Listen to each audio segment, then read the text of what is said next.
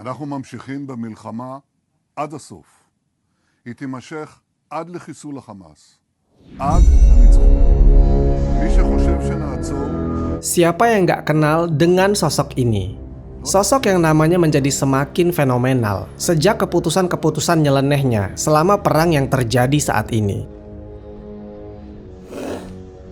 Netanyahu ternyata memiliki sisi lain yang mungkin sebagian dari kita ada yang belum tahu. Apa saja kira-kira? Berikut ini 7 fakta Benyamin Netanyahu.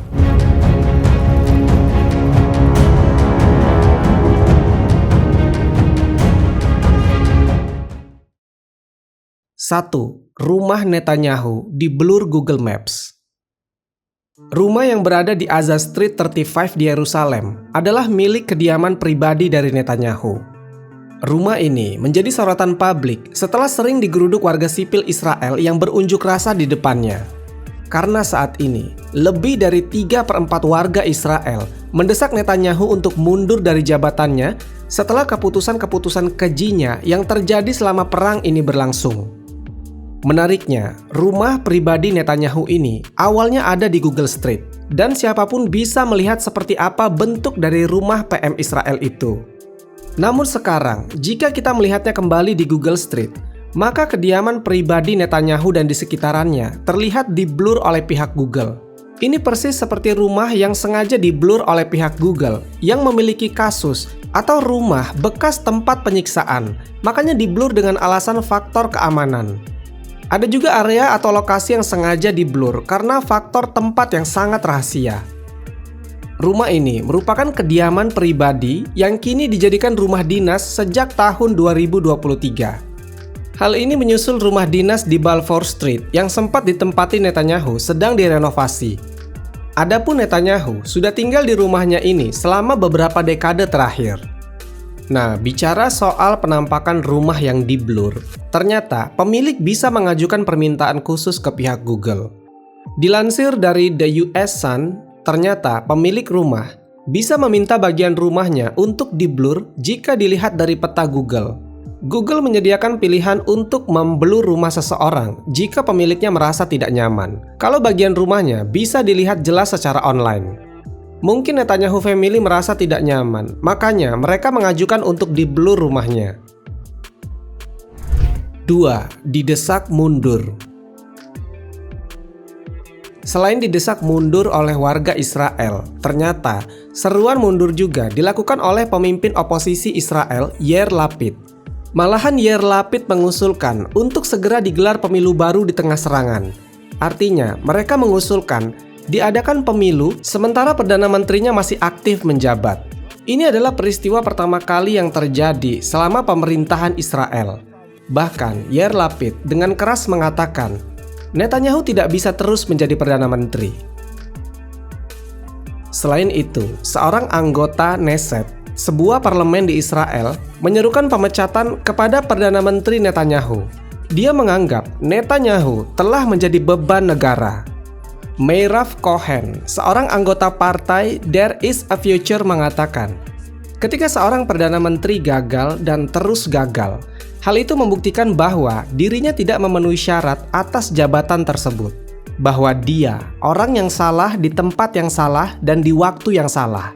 Maka dia harus secepatnya diganti. Netanyahu menghadapi kritikan-kritikan pedas dari berbagai penjuru dan kalangan atas kegagalannya mengaku bertanggung jawab atas serangan lintas batas yang dilakukan Hamas pada 7 Oktober.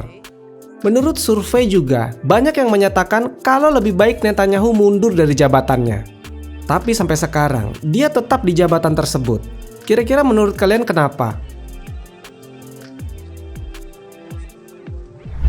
3. Kasus korupsi.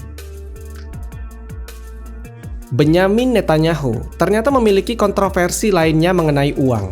Netanyahu pernah terlibat skandal korupsi yang dikenal dengan kasus 1000, 2000, dan 4000. Dalam kasus 1000, Netanyahu pernah menerima uang hampir 300.000 US dollar atau setara nilainya dengan 4,7 miliar rupiah. Uang ini diterima selama periode antara tahun 2007 sampai 2016. Uangnya berasal dari produser Hollywood Arnon Milchan dan miliarder asal Australia James Packer. Kasus kedua yaitu kasus 2000. Netanyahu diduga membahas pengaturan quid pro pada tahun 2014 dengan Arnold Moses dari surat kabar terkemuka yaitu Yediot Ahronot. Berdasarkan kesepakatan tersebut, Netanyahu akan menerima pemberitaan yang mendukung dari surat kabar tersebut. Sebagai imbalannya, dia dituduh setuju untuk mempertimbangkan pemberlakuan undang-undang yang akan mengekang kekuatan Israel Hayom, sebuah surat kabar saingan milik Sheldon Adelson, pendukung Netanyahu. Dan dalam kasus 4000, jaksa mengklaim dari tahun 2012 sampai 2017, seorang pengusaha telekomunikasi bernama Shaul Elovitch dan istrinya memberikan bantuan kepada Netanyahu dan keluarganya dengan harapan Netanyahu tidak akan menghalangi kepentingan bisnis keluarga Elovitch. Nah, sidang kasus korupsi Netanyahu ini dikabarkan akan dimulai kembali pada Senin 4 Desember 2023 lalu. Setelah terjadi jeda, usai keadaan darurat diumumkan akibat serangan Hamas pada tanggal 7 Oktober lalu. Sidang kasus korupsi Netanyahu pertama kali dimulai pada Januari 2020, menghadirkan Netanyahu di pengadilan sebagai terdakwa dan diadili atas tuduhan penipuan, pelanggaran kepercayaan, dan penyuapan yang semuanya disangkal oleh Netanyahu, yang padahal telah ada bukti-bukti. Bahkan Netanyahu menyebut dakwaan tersebut sebagai penjahitan dan upaya elit liberal dan media Israel untuk menggulingkan dia dan blok sayap kanannya. Dan jika dakwaan ini berhasil masuk ke Netanyahu, maka dia harus dicopot dari jabatannya sebagai PM Israel. Akankah dia lengser dari jabatannya karena kasus korupsi? 4. Skandal perselingkuhan. Benyamin Netanyahu dalam kehidupan berumah tangga ternyata bukanlah lelaki yang punya ketetapan hati. Sarah, istri yang saat ini mendampinginya, adalah istrinya yang ketiga. Pertemuan mereka saat Sarah bekerja sebagai pramugari dan tak sengaja bertemu dengan Benyamin, pria yang sudah 2 kali menikah, yang saat itu menjadi tokoh terkemuka di Partai Likud. Istri pertamanya bernama Miriam Weizmann. Mereka menikah pada tahun 1972. Ketika Miriam mengandung Noah, yang kemudian lahir pada tahun 1978, Benyamin mulai perselingkuhannya dengan mahasiswi asal Inggris yang bernama Fleur Kletz. Keduanya pertama kali berkenalan di perpustakaan kampus. Karena perselingkuhannya itu, akhirnya rumah tangga Benyamin runtuh. Ketika Miriam mengetahui kabar perselingkuhan suaminya itu, Miriam dan Benyamin pun bercerai. Benyamin pun menikahi selingkuhannya itu pada 1981.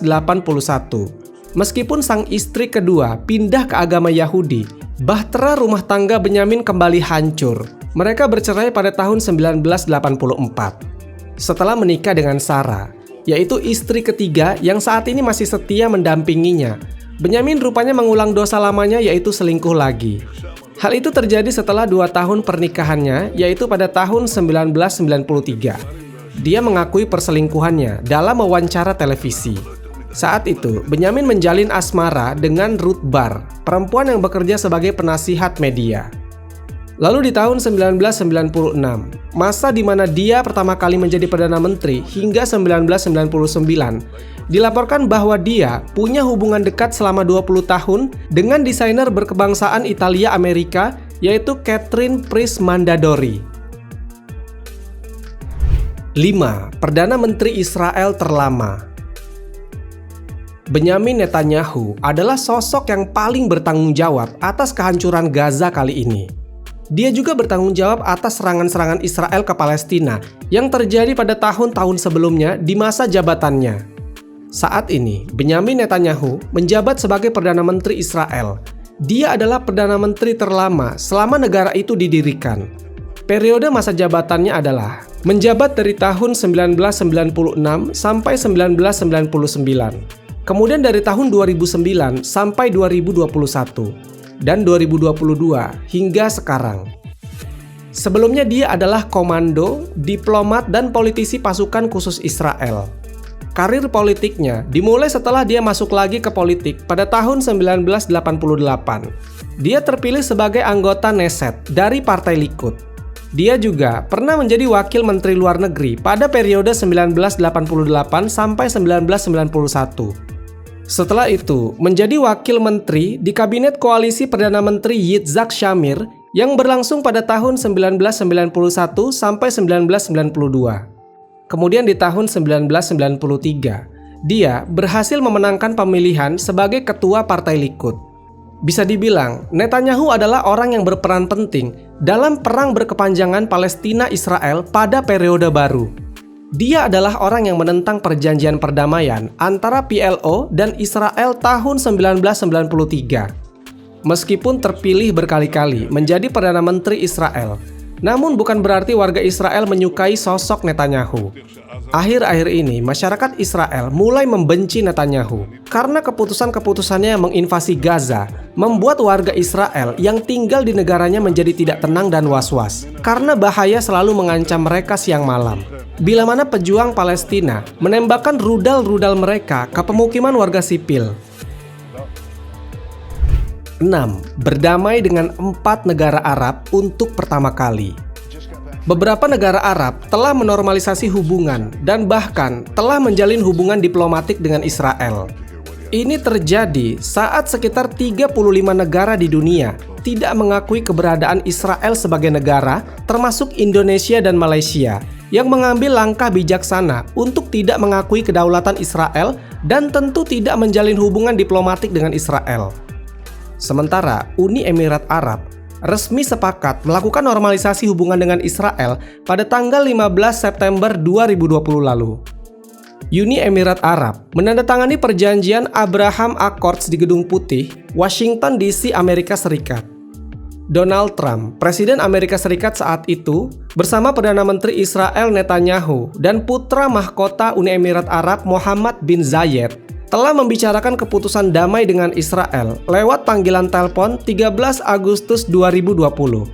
Sementara Bahrain juga menyusul ikut menandatangani perjanjian Abraham Accords sama seperti Uni Emirat Arab. Namun meski berhenti memusuhi Israel, negara Teluk ini tetap mendesak kemerdekaan Palestina. Lalu ada negara Sudan yang menormalisasi hubungannya dengan Israel. Kepala Dewan Kedaulatan Sudan, Abdul Fattah al-Burhan, pada Februari 2022 juga mengakui hubungan Sudan dan Israel untuk menjalin kerjasama keamanan dan agenda-agenda penting lainnya. Lalu negara Arab terakhir ada Maroko. Maroko juga ikut berdamai dengan Israel pada 10 Desember 2020. Keduanya sepakat untuk menjalin hubungan diplomatik. Maroko kemudian menyatakan pengakuannya terhadap Israel di depan Perdana Menteri Israel Benyamin Netanyahu. 7. Pernah perintahkan gali terowongan dekat Al-Aqsa. Hal ini terjadi pada September 1996. Netanyahu memerintahkan wali kota Yerusalem, Ehud Olmert, untuk membuat terowongan di sebelah barat Masjid Al-Aqsa. Hal tersebut memicu protes keras dari warga Palestina hingga mereka ditembaki pasukan Zionis. Penggalian yang dilakukan Israel menyebabkan retakan pada bangunan Departemen Wakaf, dinding selatan dan barat kompleks Masjid Al-Aqsa, dan dinding sekolah Al-Ashrafih yang berada di dalam kompleks tersebut. Wallahu a'lam bishawab. Semoga kisah ini bermanfaat. Lebih dan kurangnya mohon dimaafkan, yang benar datangnya dari Allah Subhanahu wa Ta'ala.